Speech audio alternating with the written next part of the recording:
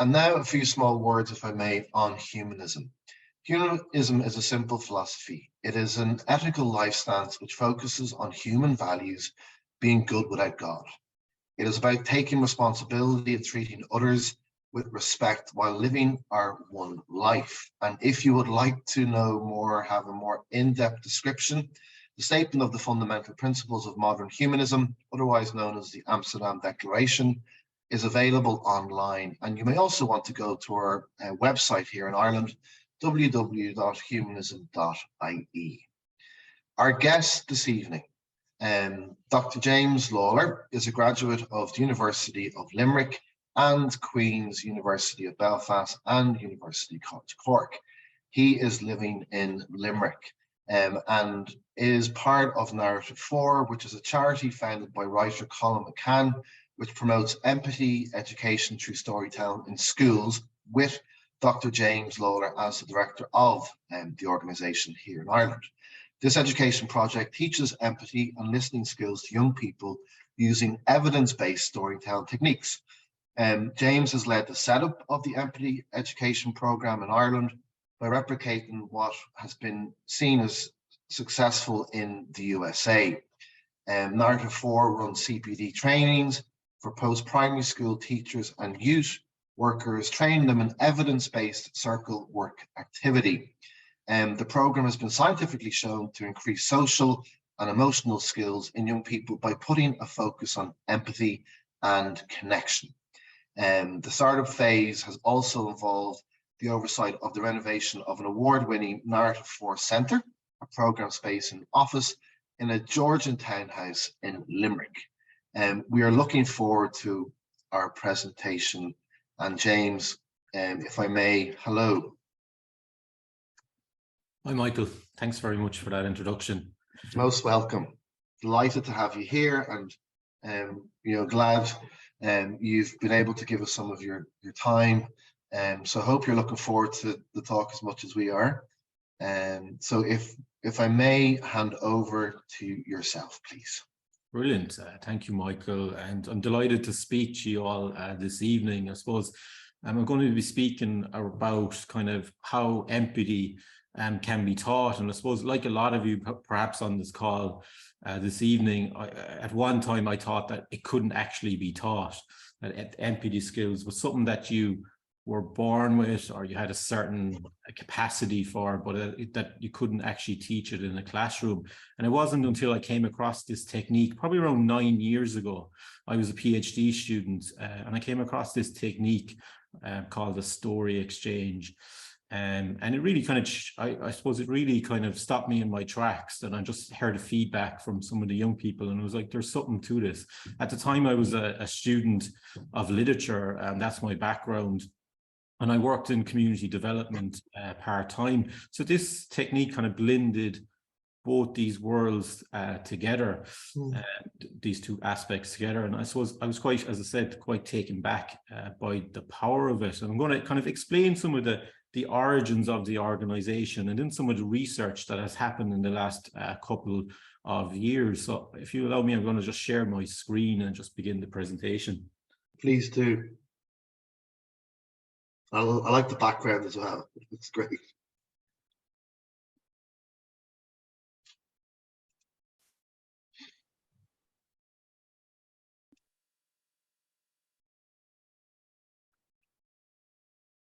So our talk this evening is the benefits of teaching young people empathy skills. And I suppose since the dawn of time, human beings have been telling stories. It's not something that we acknowledge a lot in our culture, but since the time that we've been living in the caves, human beings have been telling stories, and it's how our brains evolved. And it's through these stories is how we collectively learned. We learned who our tribe was, and we learned who our community were, and the important elements of the community, the collective identity, important elements of this collective identity were passed down through storytelling. And it's only since probably industrialization that this part of our culture changed, but our brains kind of fundamentally remained the same. And I suppose the organization that I ended up working for narrative 4, I suppose, wanted to kind of bring back this kind of ancient part of our humanity and create a platform for storytelling in the 21st century. We may not sit around caves anymore or sit around fires that often, especially, I suppose, with a lot more of these kind of passive houses and all. But storytelling is still kind of a universal element of being human. And one of the things we say at Narrative 4 is the distance between two people is a story, so that we can get to know each other through stories. And if used benevolently, stories can connect us. Stories can bridge the divides and kind of expand our worldview. And it was, I suppose, after the program was launched, researchers became interested in seeing what's actually going on here. And they came up with some surprising outcomes, and I'm going to go through them a little bit later on. The Irish author Colm McCann says that the one true democracy we have is storytelling. It goes across goes across borders, boundaries, genders, wealth, race. Everyone has a story to tell. And Colm McCann was one of the founding authors of Narrative 4, along with people like Ismail Bey, who some of you might know, who wrote the memoir Long Way Gone, Memoirs of a Boy Soldier. People like the environmental writer Terry Tempest Williams, and other educators. These were kind of the founding people that kind of founded Narrative 4 just over 10 years ago in the US. And I suppose they wanted to harness the power of storytelling and bring it to young people in the 21st century.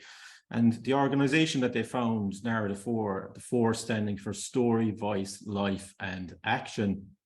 And it was simply going to be this platform for young people to share stories and to listen to each other and kind of break down barriers and stereotypes.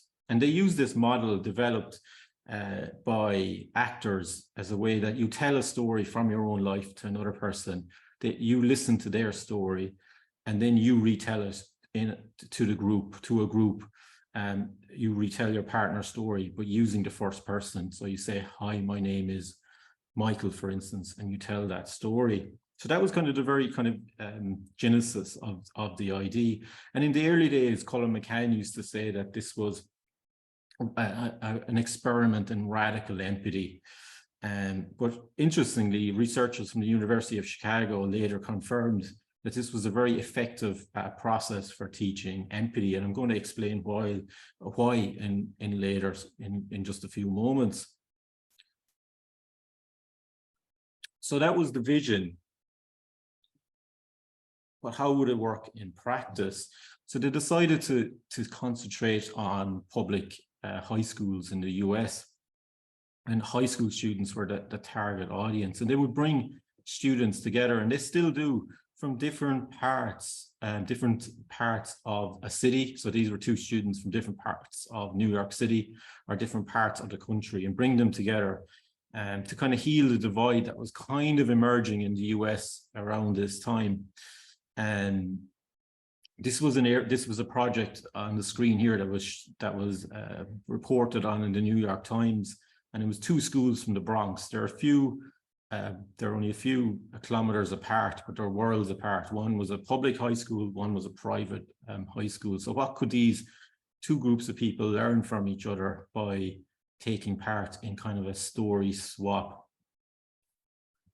And the reporter at the time said, and I'm just going to read this quote, "The students paired off, one from each school, and shared stories that in some way defined them. When they gathered as a group a few hours later, each student was responsible for telling the other person's story, taking on the persona of his or her partner and telling the story in the first person, shattering stereotypes by walking in each other's shoes," as one of the Narrative 4 facilitators put it. So this was a kind of a process designed to bring groups together, and they would sit in a circle. It drew on this kind of practice of circle work when they retold their story. And circle work, I suppose, is a technique that's very used for very young children, not so much for teenagers. And it's a way to kind of build trust, because you can see everyone's face. And we use it in Ireland, I suppose, besides from the story exchange, restorative practice uses this technique of building group dynamics and building trust within a group. But this circle work has kind of its very ancient origins as well, and like people like the Native Americans still use it when they have a decision to make. Everyone in the community sits in these very large circles where they can all see each other, and everyone is equal. So even in that practice of how the room is set up, it creates a sense of trust. So, but I suppose it was seen as quite early on that not only was this bridging divides, but something else was happening with these groups. The students felt more connected, not only with their partners, but with the other people in the room. And they reported feeling less isolated, and their worldview kind of expanded. They were hearing different persons' worldview, and there was the impact of it, or the anecdotal response, was very, very, very strong. And anyone that has been through a story exchange always reports, wow, that was like a very kind of powerful experience. And this is just like some of the feedback from some of the young people. It brought our class closer. I learned that everyone is vulnerable at times and everyone is going through something similar. I felt listened to. It was a nice feeling. I realized that people are there to get you through hard times and are there to listen to you. So this is after like 4 or 5 workshops, so very strong kind of anecdotal evidence. And I remember one of the young people, The Guardian, did a report on Narrative 4 in 2018, and their article was taken from a quote that a young person said, "It's great," and he said, "It's great to think that we are not alone." And he got this idea that there was this collective energy in the room, that he felt less alone in the world, which was what The Guardian kind of wrote their article on. So what was happening here? And I suppose researchers kind of, I guess, started to look at the process, and this I suppose idea to bridge divides. There was kind of like a well-being aspect that students were reporting on, and it also seems like it was a cathartic experience. Young people were sharing kind of their experiences, and they felt listened to because they were hearing their stories back from another person, maybe sometimes getting some perspective from that, some distance. So what was happening? And one of the first one of the first universities to do a study on the story exchange process was Yale University in New Haven in Connecticut. And it was part of this study, a kind of wider study, where they were looking at 16,000 young people across the US and how they felt in schools, high schools, how students felt in high schools. And Yale University found that students in schools that were running the N4 program, that they felt more accepted, cheerful, and confident than schools not running the program. And there was also less recorded incidents of bullying, which was another kind of interesting world or new kind of venture for researchers that's still being explored.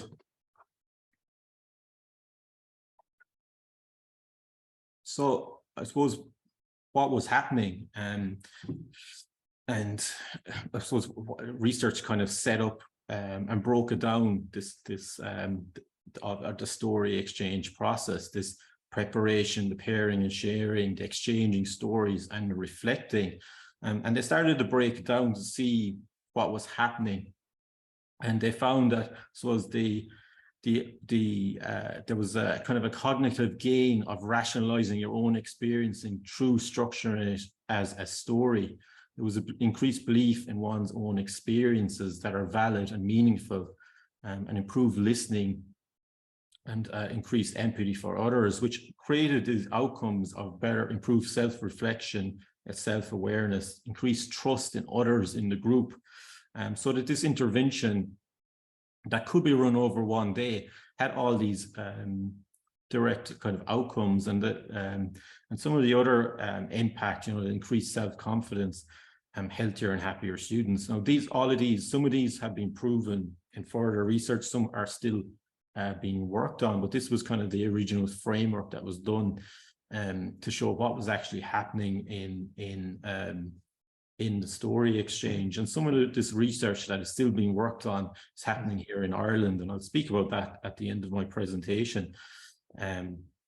So there was this sense of the group kind of coming together, and the sense of well-being, and there was a sense of kind of bridges being broken down, or kind of barriers being broken down between the group. And this has led to happiness. People felt happiness when they were connected in this kind of new way. And one of the outcomes, and we kind of knew this, I suppose, quite early on, we would talk, the organization would talk about radical empathy, but one of the outcomes was that that the University of Chicago study found was that there was an increase in empathy skills.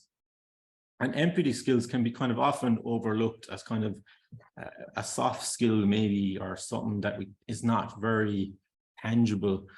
But it is, I suppose, when especially in the last 10 years, the work that has gone on has shown that how important this skill is, in terms of that it's like a higher form of emotional intelligence, that can help us kind of build our relationships and help us sustain our relationships, and that our environment helps us. It helps us to learn empathy, but also that we could be taught it through experiences like storytelling, role play. We can use our imagination to connect and teach empathy. And I suppose we all know that, I suppose, empathy is the ability to understand and share the feelings of others. And it's this skill, I suppose, that plays a role in our personal and professional development. And in today's society, I suppose it feels like that we could really use with an empathy intervention, with the way sometimes when you listen to the news with war and just terrible atrocities kind of happening across the world. And this is what the organization, some of the original kind of researchers kind of focused on, the empathy skill, and also kind of looking at the story exchange as social and emotional learning tool. So we define kind of social and emotional learning as an integral part of education and human development. It's SEL in short. It's a process which all young people and adults acquire and apply the knowledge, skills, and aptitudes to develop healthy identities and manage their emotions and achieve their personal goals. And some researchers, they define it, as having these pillars of social awareness, relationship skills, responsible decision making, and self management. And I suppose any of you in the education sector or in the secondary school sector would know, I suppose, in the last 5 years, our secondary school well-being program is kind of based on these some of these pillars, based on this kind of foundation of social and emotional learning. And I suppose we know that social emotional learning makes a difference because we put so much time into it. And we know in our current education system, and we put an awful lot of emphasis in our primary school, but not so much up until recently in our secondary school system. But I suppose we know from research that an education that promotes kind of SEL, and there's a wide range of kind of positive outcomes, including academic performance, but also healthy relationships, mental wellness, and so on. So the story exchange was kind of seen as a tool to kind of that could teach some of these kind of core SEL, core social SEL areas. And I suppose for this, there's a number of things I suppose we're going to could talk about, but for this, we're going to kind of look at empathy, because it's one of the areas that we've done the most kind of work in, and I'll talk a little bit about the relationships as well, because that's kind of an ongoing research project here in Ireland as well. So, so empathy. It's one of the outcomes that has been evidenced with the story exchange. So, and I suppose humans kind of experience, there's different researchers define kind of different forms of empathy. So we learn kind of effective empathy from since we're toddlers. Kind of we sense our caregivers' emotions, and we mirror these emotions, cognitive empathy emerges later in development. And this is what I suppose the story exchange kind of taps into. And we start to, I suppose, learn cognitive empathy from age 3 to 4. We understand that we start to understand that other people's experience of the world is different than our own. And when we're teaching empathy skills, it can be broken down, cognitive empathy broken down to these 4 kind of headings. So it helps us to recognize another person's world view. So empathy, or having the skill of empathy, offers a view into a window and an insight into another's emotions. And another's emotions, I suppose their experiences and their perspectives. And this may mean letting go of your worldview.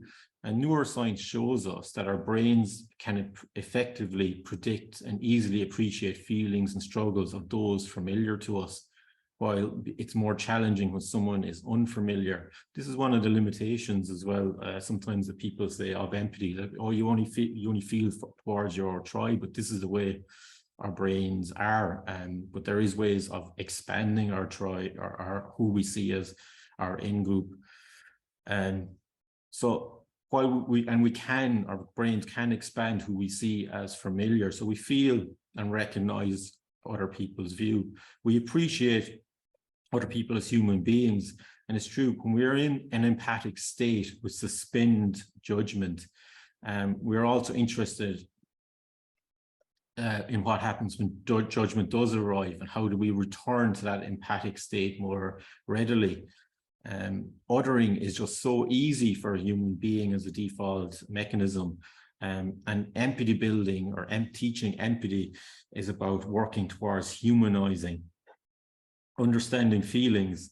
Neuroscience has shown us that we often mirror each other's movements and emotions, allowing us to feel with another and attuning into their experiences. We feel kind of a sense of connection with people that we're kind of connecting to, communicating that you understand. So as we all know what it's like to feel like we feel understood, there's a physiological shift, a calming of that parasympathetic nervous system, and it creates this sense of safety. When we're with someone that we feel is, I suppose, that understands us, we feel a sense of calm. And this is not just this is not just a mental response, but it's something that's very deep in our nervous system. So it's basically, it's part of your neuro-linguistic processing format, right? Yeah. You're trying to you get to understand and have people mirror you and feel that safety. Yeah. Exactly. Yeah. So the benefits of teaching this or empathy education, of creating places where people can tap into this kind of space where they feel understood, is very much like it builds social connection through trust.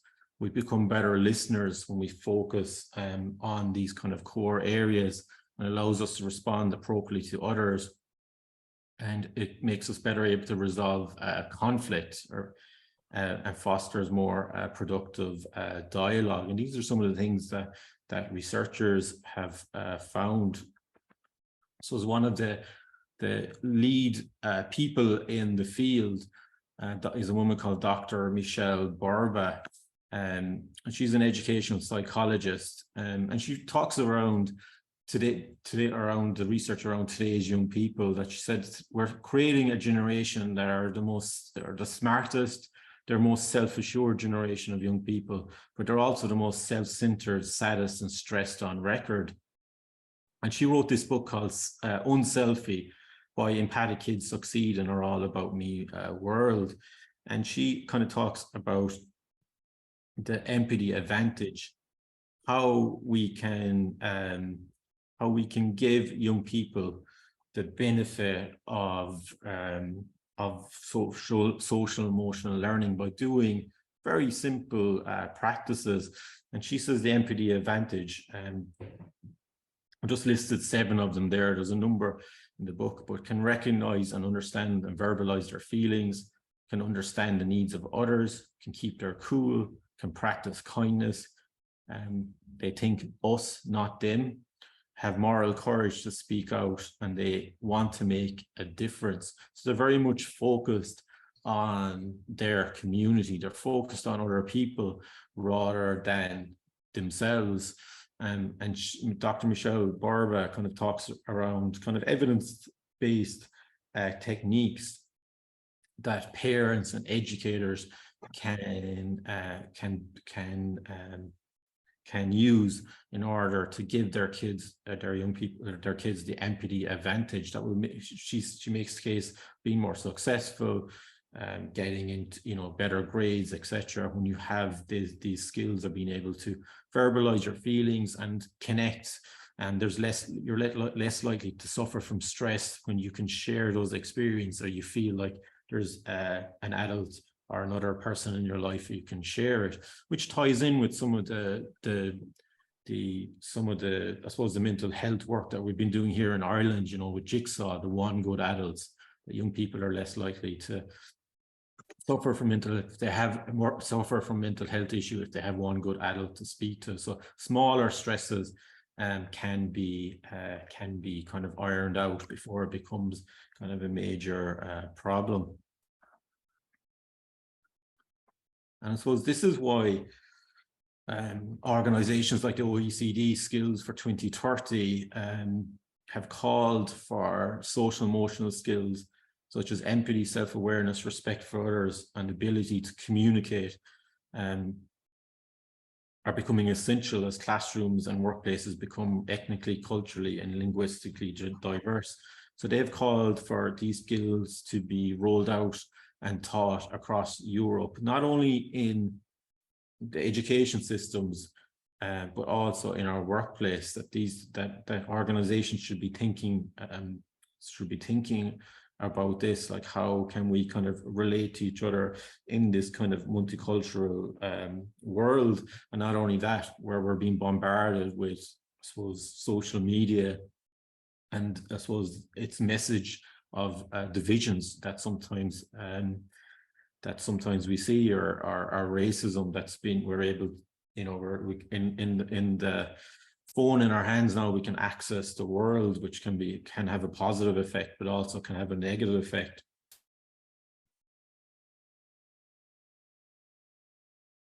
So there's a number of organizations across the world, I suppose, that are interested in empathy skills, and one of them is the Berkeley Greater Good in Action Center.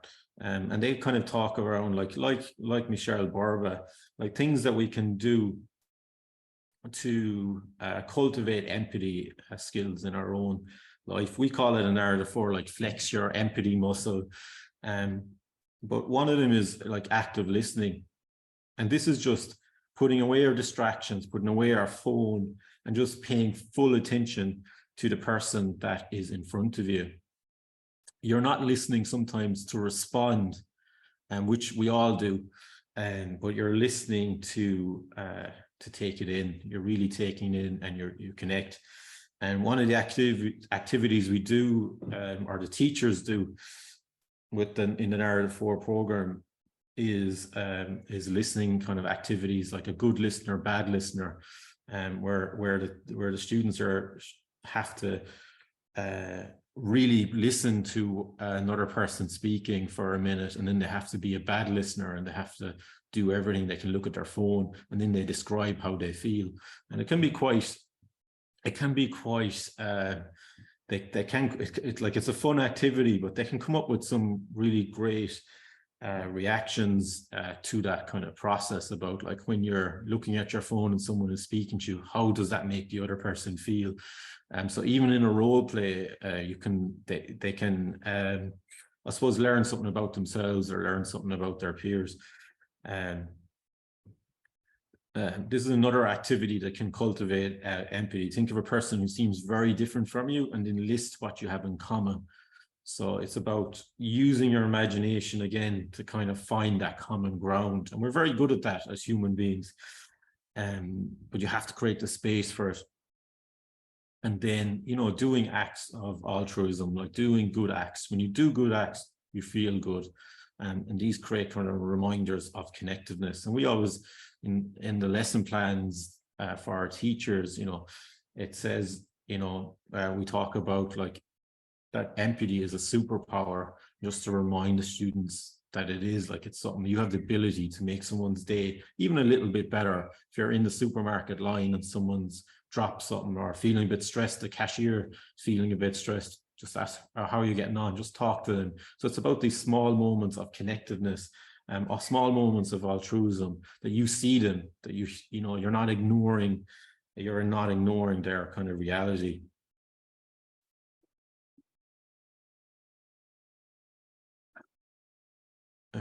This is, I suppose, activities to build your own empathy muscle can include like improving your listening skills, as we talked about, but reading fiction. Fiction, you're putting yourself into another worldview. Fiction writers are seen to be more empathic. So this is an act of building, or an act of it's an activity to build your empathy muscle. And also spend time helping others, and people who volunteer, people who have higher kind of empathy kind of levels.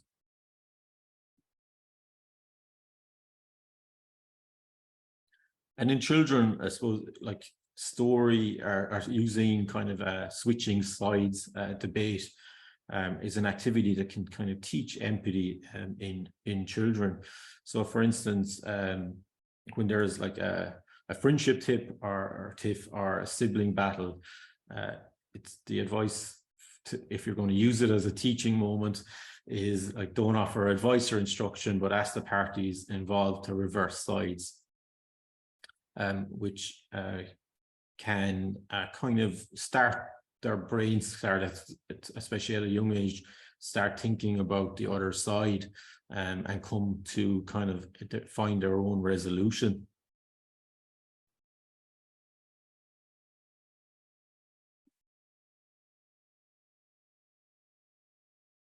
And I suppose this is where the narrative 4 kind of concept comes in, this idea of the swap, like imagining what life is like for someone else.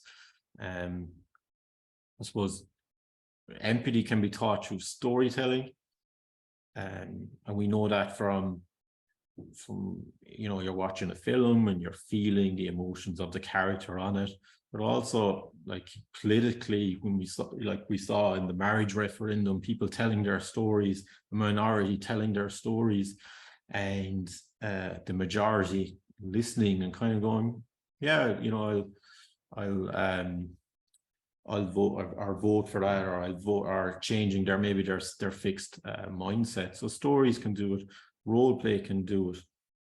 And I suppose there's the narrative for story exchange kind of ties in with a few of these kind of recognized ways for teaching empathy, where and these are, I suppose, how it is set up. So that the student does it with their teacher. The teacher facilitates prep workshops where they do act, like there's 1 week on listening, there's 1 week on perspective taking, there's another team of narrative, of storytelling. So they do these prep workshops, and then they do the story exchange where they're paired with another young person in the room, and they then they just listen to each other, and then in the larger room they read, or when they come back into a circle, they retell their partner's story in the first person, and then they reflect on the process. So the reflection could be, you know, what was it like telling your partner's story? What was it like hearing your own story? And what have you learned from it? We also like model, the facilitator or the teacher would model what type of stories and would set a theme. So a common theme is like a time you overcame an obstacle, or a time you showed courage. So we're very intentional with the themes that we set.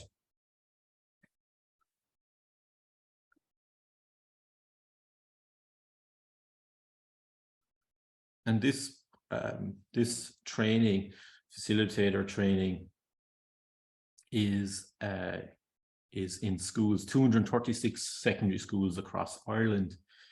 We've over 800 secondary school teachers and youth workers involved in our network. Teachers can train with us. It takes 8 hours CPD. They kind of learn how to facilitate these story exchange circles. It's primarily used as a well-being tool within the class. So just like here, I think this is Mungret, a school here in the suburbs of Limerick. It's just 5th year class. They have their cup of tea and they're doing a story exchange with their teacher. It's a way for them to kind of connect and be partnered with someone maybe that they wouldn't normally sit beside. Some teachers use it to address bullying or to connect different groups. We also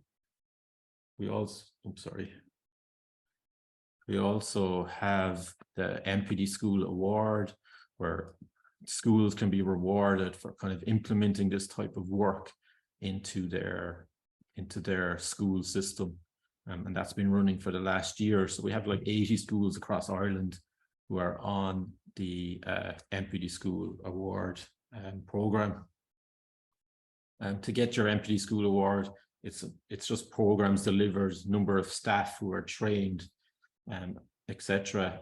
There's also an outdoor program that we introduced during COVID when sitting in a room wasn't, I suppose, permitted, and that's called the walk and talk. So it's just like a mini story exchange. You're outside, you're walking 4 kilometers, and you're connecting and talking to someone else using set questions about, like, for example, like what was the best part of COVID lockdown, what was the worst, etc. So kind of just thought-provoking questions. Hey James, may I ask, is there a particular age profile that it's tailored towards? Like, is it 4th to 5th year transition, or is it any age group in say secondary, for example? Yeah, like our target age group is like 12 to 22. So for the youth work, you know, it's a bit older, but yeah, like normally it's a lot of transition years due to program, but also there's a well-being program from 1st to 3rd year that schools have to do 400. Every student has to do 400 hours in those 3 years. So they use it as part of that. The schools have to self-report on their evidence-based programs that they've implemented in the school now. So we have like a network of over 800 teachers. We're in 236 schools. We have a trained teacher, and some of these teachers have used it in kind of creative ways. So it's not only have they like connected, say yesterday I saw a story exchange. I think I actually have a slide here, but it's actually primary school that are nearby connect with secondary school students. So it's the teacher from the secondary school is facilitating it. This project, a number of schools have used it to connect with older people in the community, which was quite popular. Well, this was only yesterday. It's a school, Corpus Christi, a school in Moyross, and the secondary school is the Larn Hill, which is a girls' school, and they've done this program a couple of times, and they use an object exchange where they all have to bring an object from their lives, and they give it to their partner, and they explain their story about why that object is important. We don't, in other countries, they currently train, they have a primary school program. We currently don't have a primary school program, but an instance like this where the teacher sometimes it's the youth worker comes in and helps them, they can kind of facilitate it. So anything like we've seen 5th and 6th class from primary school are well able to do it. And the program has even gone into a prison, young people in prison and young people in university. Some of you might have seen that on the Changemakers TV show. It was based in Mountjoy with students from Maynooth University, and it's something that we've been partnering with Gashga, the President's Award. So both the young people in university, young people in prison, both earn their Gashga Award by taking part in this. It's an 8-week program. They use the story exchange as part of that. But we're not only just in Ireland. Narrative 4 is working across 16 countries and across 4 different continents. We have staff in South Africa, Nigeria, Ireland, the US, Mexico, Canada, to name just a few. And just to, I think I just said I'd bring in, like, to see some kind of creative ways that they've used this tool to kind of bridge divides in New York City. There's a program existing between police and youth in the Bronx, and it's been covered. I think this was on CBS Evening News. We've replicated that in Limerick, but a probation service. 2 of our trainers, actually 2 of our kind of most experienced teachers, work for a probation service, and they ran this between Gardaí and youth in Limerick. It's always they've ran it a couple of times or facilitated a couple of times. It's always a great day, and we've hosted the group here. We can do this virtually. Schools have kind of connected up virtually. This was a story exchange between Mexico, Kentucky, and New York City. And these kids, they would meet virtually, and they went on to meet physically then in a field exchange. This was a project in Nigeria, bringing people from different sides from their recent civil war. And this was an adult story exchange, so it can be used for kind of sensitive conversations. I just kind of wanted to show a kind of a variety, and this was Israel and Palestine. There's a small program there with a number of teachers. Usually the teachers, it started off between a friendship between a teacher who's an Israeli Jew and a woman who's she's a Palestine, Christian Palestine, who brought their 2 groups of students from schools together. And through their friendship, they kind of started, and they use the story exchange as a way for young people to kind of get to know each other. So as I was saying, like how we operate, it's a train the trainer model. It's 8 hours. We do it sometimes in person, but mostly online. And you can find out more information on kind of narrative4.ie.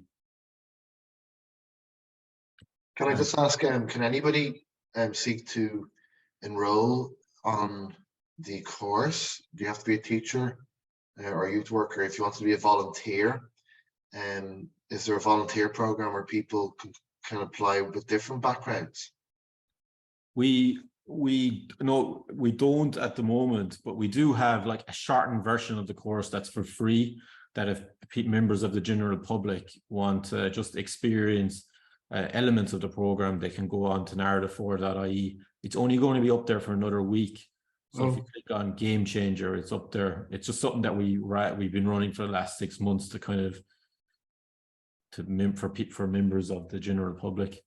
Brilliant. We might get that link from you afterwards in case people. Yeah, I can put that up. Before I finish up, I kind of wanted to talk a bit about the relationship. So we kind of looked at the empathy building skill and some of the research behind that and the well-being. But this is kind of work that's going on here at the University of Limerick through Dr. Jennifer McMahon, and looking at the story exchange and the relationship elements. And this is about to be published in a European journal. And they found that the story exchange, or running this process, that the student-teacher relationship improved. And this was research, independent research done with a number of teachers who've been running the program around Ireland. So that will be kind of, or it was published at, I think, the end of last year. So that was kind of work that's kind of going on here. And there's a PhD student working on the research. So it's still kind of a developing kind of area, and there's various kind of projects kind of going on, but I thought that was quite exciting, the fact that it was kind of happening here as well. And then I suppose our when we started this, I suppose in 2014, there was very little policy around storytelling. And storytelling usually, when people hear storytelling, they think of something that's very soft. But we were delighted to see this policy document recently. We were lucky enough to train a couple of NEPs, which is the National Education Psychology Service, but they actually issued guidelines to secondary schools when the schools were reopening in 2020, and they recommended storytelling as a way to teach resilience. And they said that creating a story can help us create something meaningful out of a puzzling time and help us come to terms with the decisions that we have made. Stories can shape our future, but research showing that telling stories of struggles that turn out well can give people the hope they need to live productive lives in the aftermath of major life challenges. So this was really exciting for us. Someone who was, I suppose, we had started, we were quite radical, or had this kind of new idea that people were like, stories, or, you know, what is that? Or they would think of bedtime stories. But it was fantastic to see this kind of recognized in a policy document.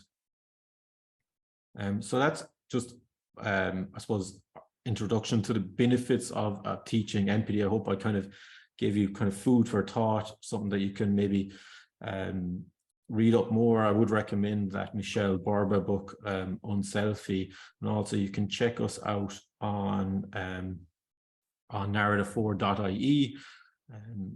My email is up there as well, and I'm going to post these links. I have them written out, so I'll put them into the chat box in a couple of minutes. Yeah, brilliant. And we'll also do a summary of our talk this evening on our socials, so we can add them in there as well. And before I open it to the audience, just one question that pops up for me: COVID and the pandemic and how it impacted young people in that ability to connect and engage and have this platform. Did you find, or did you see any findings where there was a noticeable difference in pre-COVID, post-COVID in terms of how children or young teenagers were interacting, or did they pick things up quite quickly? You can stop sharing there. Sorry. I suppose just antidote. I know there is a couple of research papers coming out, and there's a number of people working on that. But I suppose speaking with teachers, because we train like 300 teachers a year, so we speak to teachers all the time within our network. It depended on the home environment of the young people. Some people, I suppose, some of the young people who had a very supportive home environment did better, but the young people who are relying on the school for food and for support and peer support and support from the teachers, they did worse from it. And teachers kind of report some young people being shocked when they came back how much they had regressed in terms of their social and emotional skills and how to able to speak to people and their communication skills. So yeah, so your course in your area would have been beneficial for those to maybe come out of that shell. And we, I suppose, during COVID, I suppose in 28, like we started only training teachers in 2018, and in the first year I think we trained like 90 teachers. We used to offer this for free when we started off in Ireland, but during COVID something happened. It's just that you didn't have to explain it too much anymore. People just got it, the importance of human connection, and that that you can create, you can be intentional about creating human connection. I think when that was all stripped away from us, people wanted, people understood it more, or people, there was a going back to a values, I think, that everyone kind of had when everything was stripped away from us. That was interesting. And we were inundated. We couldn't actually, in 2020, we couldn't keep up with demand. Like, we shut off our training program in August until the end of the year. We're just fully booked up. Brilliant. Okay. Hello, everybody. And first of all, just thanks to James for a brilliant presentation. I've taken in so much there. It's phenomenal. I mean, the concept of empathy, is it innate or can you teach it, is something that, I'd love to explore more, because I would sense it's in everybody, but as you said, where you can pull it out or guide people or nurture it.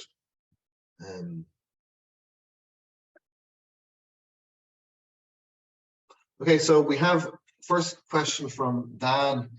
I see Dan's hand up. So Dan, hello. If you just say your name and then go from there. My name is Dan. Hello, James. I promise you I'm not stalking you. I was one of those people from 2018, and kind of, recently I'm working in UL now as a teacher educator, and recently I finally got the certificate after co-facilitating a story exchange with our mutual colleague Richie. I was wondering kind of what stage you're at the moment. I know you have your PhD. Are you still under any? Is there any pressure on you to be doing research? That was kind of my first question, because if you are, I see great potential for teacher education in this. I'm going through, with my students, things like, if you want to be a good teacher, you need to be empathetic, and all that kind of stuff. But it's so easy to say that, and all the teacher handbooks will tell you that. But how do you actually go about doing it and processing emotions and stuff? And, it's kind of touchy-feely stuff that people try to avoid. And then I suppose, given the setting we're in and where we are today, the world is becoming increasingly more secular. And we're throwing out a lot of stuff that would have been maybe kind of covered in religious class, but is still quite necessary, even though, the belief in God mightn't be, the thing. So this is definitely a space where you could bring some of that good stuff back without necessarily bringing back some of the things you don't want. So yeah. It's a good observation, that I mean, I can see Dara on and a few other key people in our group, and just all our members, but certainly for me, that synergy between what we're talking about, and then humanism, the sense of being able to engage, connect, understand people, and not have that overhanging element of religion, right? And education and bringing humanism to the school and the classrooms is something that we're always looking at. So I can see lots of synergies between the ability to be able to communicate and see children open up to, and people in general, to other ways of being. James, any comment from yourself? Good to see you, Dan. And we're very open towards research. In fact, anything like this that is kind of new, you need the research to kind of back it up, and the more research, and it's very rich area to actually research, because it's quite new, the idea of storytelling as an intervention. And so yeah, we're totally open for that, and anything in teacher education, it's what we want to do, and it's what we need to do in terms of making this mainstream and getting this into every school in Ireland, which is kind of our aim. So if you're free for a virtual coffee at some stage next week, I might give you a shout. And again, I don't mean to put you under pressure or on the spot. No, you're not. Good to see you. Yeah, Dan, and we may come to you as well, talking about introducing humanism to your pupils in classrooms too. So we might get a double coffee there. Sounds good to me. Wonderful. Bridget, hello. Please unmute yourself if you can and say hi. Hello. Oh, yes. I just have to take issue with a comment that Dan just made. The world's becoming increasingly more secular. Absolute nonsense. The world is becoming increasingly more religious, biased, hence so many of the disastrous wars going on at the moment. If the world were more secular, we may have a better society. And there was also something that James said that given the internet and everything that we can access the world. I don't know if people have been aware of this guy, Andrew Tate, reclaiming masculinity and objecting to the Me Too movement and feminism taking over the world. I would say that actually a huge danger, and especially for young people at the moment, is that the world can access them very easily and can inundate them with toxic material. Not it can, sorry, it does inundate them with toxic material. So it's really, Narrative 4 sounds like a brilliant organization that is moving in what I would consider a far better direction. But be careful about language. Language is so important.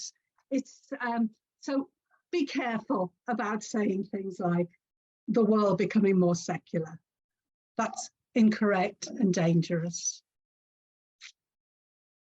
Thank you, Bridget. Much appreciated. James, any comments there, please? Yeah, I suppose in terms of the world I think I suppose we're only learning what young people, the effects of them able to have the world in their pocket and the outside influences. So I think all the more why we should create channels of communication around these issues for young people, and not. I think young people are clever as well, that they can give them the skills, that kind of critical skills to kind of, they're bombarded with media or social media messages. Give them the skills so that they're able to recognize when they're being influenced, or those critical skills are very important. And I've only learned about that. I'm not on TikTok, but through Ryan Tuberty. Last week he spent the whole week talking about this guy Andrew Tate that I never heard of before. So it has become a talking point. But I think we have to, I suppose, give young people and teach them methods for them to develop their own kind of critical analysis, and that's what our education system is there for, isn't it? Yeah, brilliant. Thank you, James. Dan, beg your pardon, Dara, hello, good evening, and thank you, Bridget. Hi, Michael. James, thank you for that. Very stimulating, very thought-provoking. I worked in early years for 7 years before I retired in 2014. And as I retired, I was looking up Seeds of Empathy and Roots of Empathy, and I really liked those programs. And I don't think they were ever implemented when I retired. And I just wonder, have you come across them, and why are they not more broadly implemented for preschool children and primary school children? Yeah, Barnardo's actually run the Roots of Empathy program in Ireland. So it's a Canadian program. I know Barnardo's have the license for it in Ireland, and it runs. It's not in.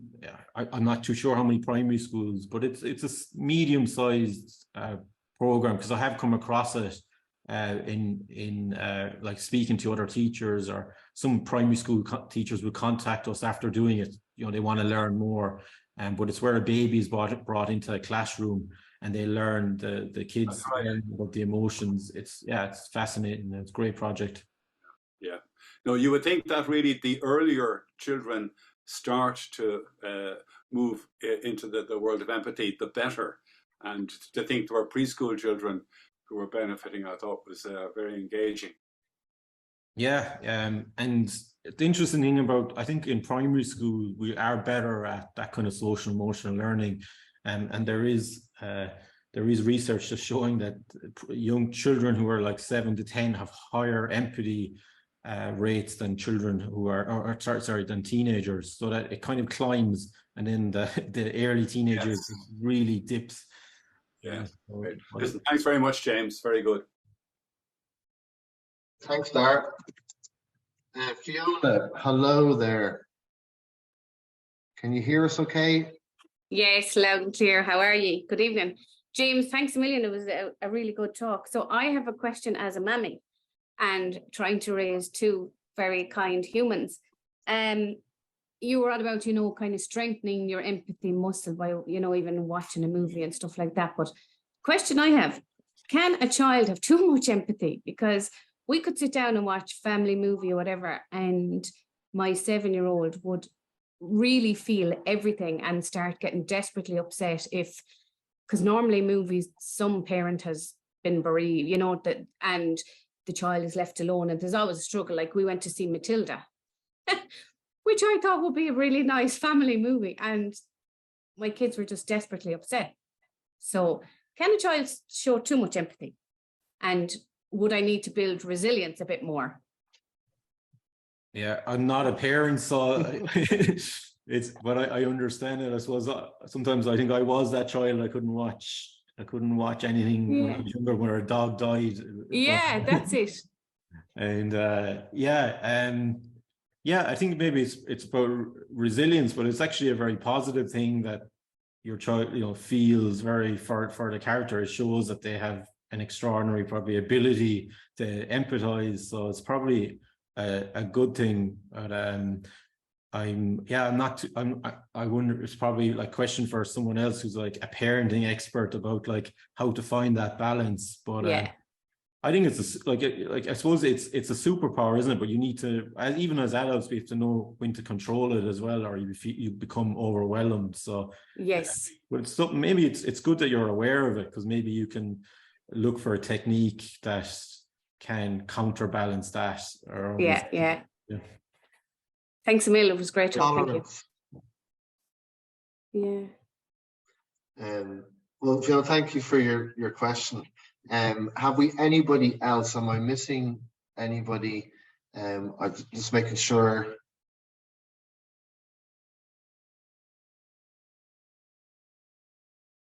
Katie, hello. Please say hi. Thanks a million. Hi. Well done. Yeah, go ahead, please. So I have a question under the cultivating empathy slide that James talked about, under the eliciting altruism, create reminders of connectedness. Can you give me an example of that? Is that about remembering things that people have told you and then asking them about it at a later time? Yeah, that's a good question. It's about just maybe doing small acts of kindness that create a sense of connection. So I remember one of the things that we do in the workshops for young people is to help them define what empathy is to think of a person in their life that when they're with, they feel very calm around, and then to define the qualities of that person and what actions do that person do. And it's always like small things, like they make me a cup of tea when I don't even ask, or they smile at me, or they ask if I'm okay. So I suppose altruism, but create a sense of connection. So by doing something that you're not looking for any benefit, you make someone a cup of tea, or you ask if someone's okay, or even if it's a stranger, you ask if they look a bit lost. That creates a connection between you and the stranger. So that's and there's like research that says there's a cognitive gain. You do good, you feel good as well. So there's a benefit for both, and it's about, I suppose, small acts of kindness create connection. I think that's what that means. Yeah. Okay, but I suppose could it also be that act of having a conversation with a friend over coffee and remembering they told you they had an important meeting or hospital appointment or something was going to be occurring in the next few weeks, and then remembering to ask them how that went. That kind of connectedness showed you were listening, but also that you remembered and cared enough to ask again. Is that, Exactly. could that be under that? Exactly, yeah. Okay. Thank you. There's a brilliant video. If you Google, there's a woman called Brene Brown. And if you Google Brene Brown and the word empathy fox, so there's a brilliant video around that, like those small moments. It's an animation and it's 2 minutes and it's fantastic. I'll do that. Thanks. Brilliant. Thanks, Katie. Anybody else?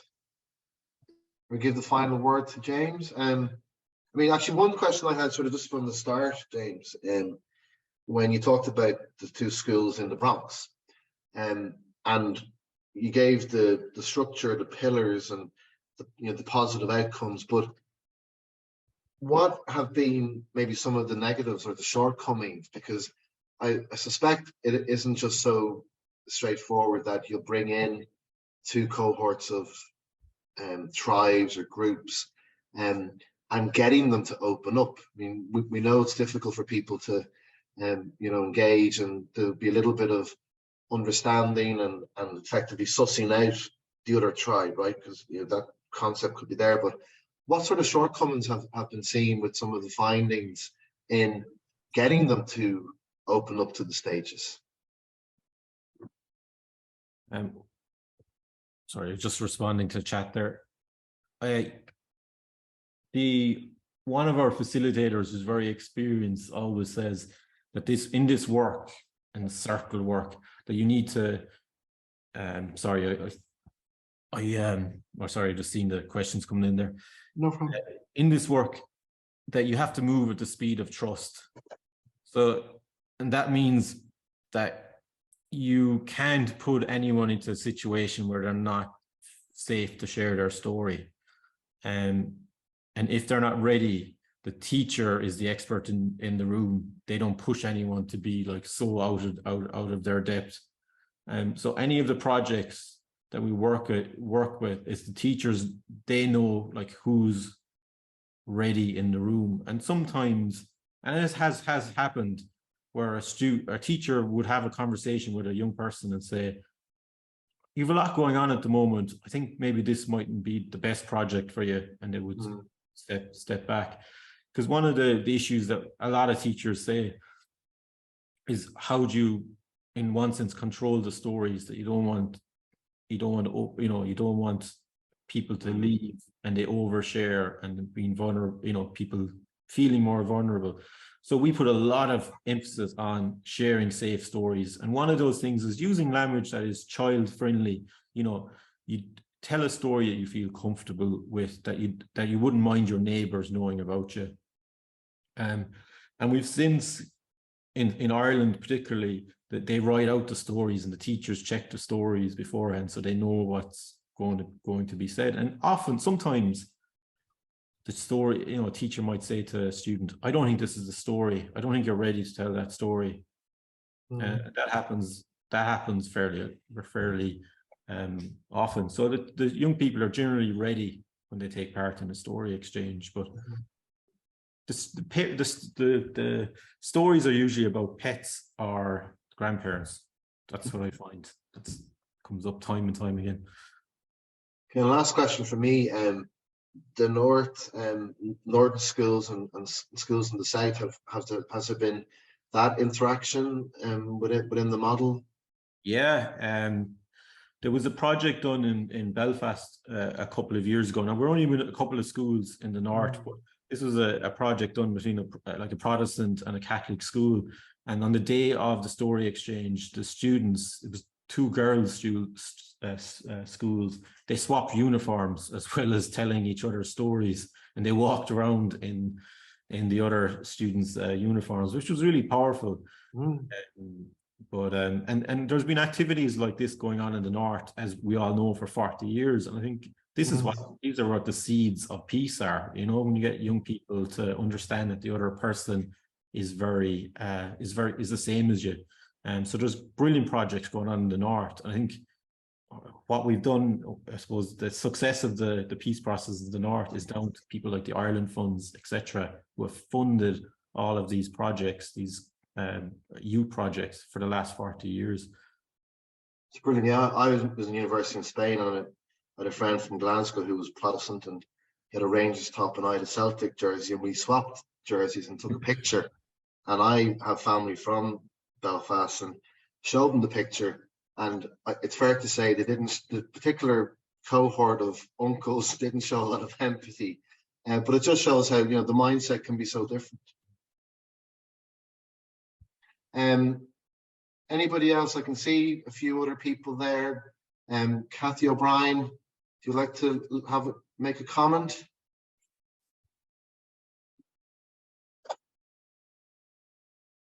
No.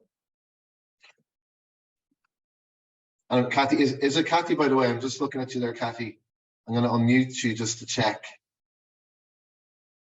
Sorry, do you mean me? You do? Yes. Oh, no, that was extremely interesting. Very, very interesting indeed.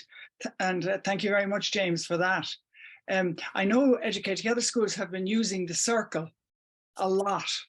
For years, they've been operating that, which has been very successful for all kinds of problems in the schoolyard or wherever. So this is a huge thing. I think this is going to be fantastic. I hope there are Educate Together schools involved, James. Do you know if there are any of them among the 80? Yeah, there is. Yeah.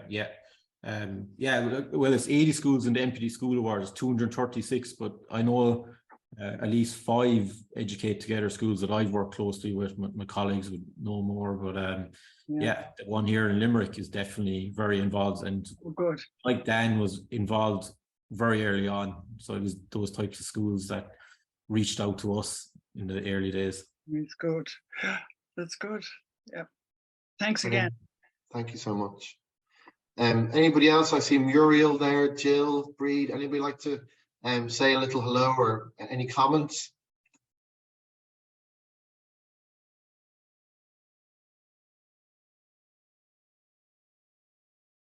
Okay, James, I will leave the last word to yourself, as we always do on our talks. Firstly, from my thank you again, and thank you from everybody, and thank you for all that have been. Oh, Breed, hi, I see you there. Please turn 1P. There we go.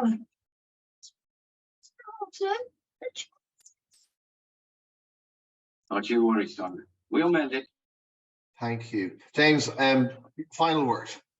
No, just I've spoken for an hour and a bit, so just want to say thanks very much for listening to me this evening and being such a great audience.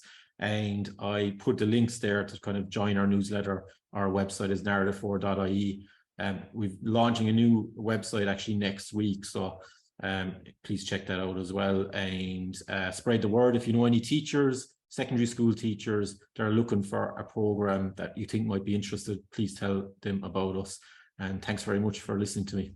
Brilliant. And that link you mentioned about if people want to look at the smaller version of the course, if that's not in the chat, we'll get it from you afterwards.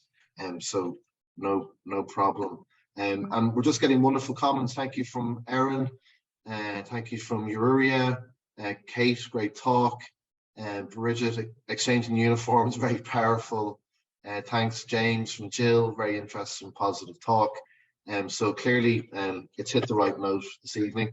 Again, thank you to all who have taken up some time to be here this evening, and I wish you a great rest of the evening and wonderful year ahead. And please do keep an eye on humanism.ie for more talks. We will have more coming up throughout the year.